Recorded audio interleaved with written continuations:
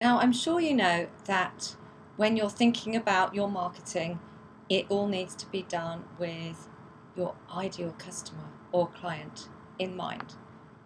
Because if we actually just shove generic stuff out there that could appeal to anybody, it's not going to be very effective. We all know that, and I'm sure you've been aware of that for many years. However, when you are thinking about marketing online, you are now putting yourself out there in a really, really crowded space. So we have to go above and beyond just thinking about who our ideal customer or client is in terms of where they live, how old they are, how many children have they got, and all that kind of stuff. Because the things that jump out at us online and indeed offline, but online in that crowded space, are things that actually speak to us, are things that kind of set this thing going up here. And the things that speak to us, the things that jump out at us, are going to be things that are already part of the conversation that we're having in our head, maybe, or that we're having with our close friends. Things that jump out at us are going to be the things that talk to us in the way that we are already feeling about something. Now, you know as well as I do that we buy based on emotion rather than need, unless we really are just popping down the road to pick up another pack of loo roll or whatever it is. On the whole, we buy on emotion. On the whole, what attracts us to read something or feel that we've connected with something online is going to be emotion.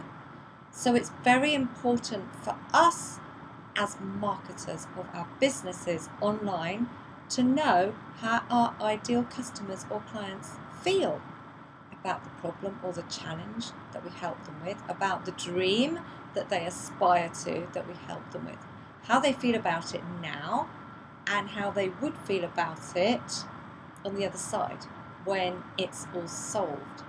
Yes, of course, they will ultimately want to know about the benefits and the features, but actually we really need to get into the feels to be able to prepare content that we can share online that is going to attract and connect with our ideal clients.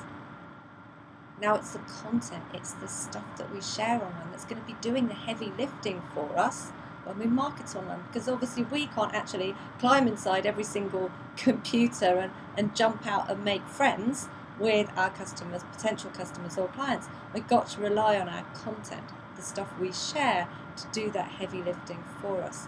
So we really do need to think through who our customers are, how they feel about the problem or the challenge or the dream right now. What are the words that they would use to describe it if they were talking to their very best friends about it? What do they think about it in their kind of deepest, darkest, secret mind? How would they feel when they're out the other side with this weight lifted off their shoulders or having achieved that dream? And what really matters to them about the way they might solve this dream or just solve this problem, or about the way they're feeling about the dream right now? What matters to them? That is going to start to segregate maybe your ideal clients, maybe from some other groups of potential clients.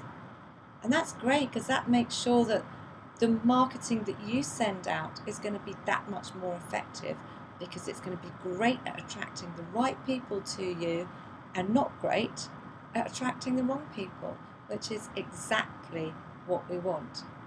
So when you're thinking about your online marketing strategy, when you're adding online marketing to your offline marketing mix, start to delve as deep as you possibly can into knowing everything about your ideal client, their lifestyle, their daily routine, and especially their feels, those emotions. Because if we can crack those, then our marketing is going to be super effective, and you'll find that you're just going to easily make friends with exactly the right people for you online. Thank you so much for being here on this video with me. I would love to hear your thoughts and your comments about what I've been sharing, so please feel free to share those. and I can't wait to see you in the next video. Bye for now.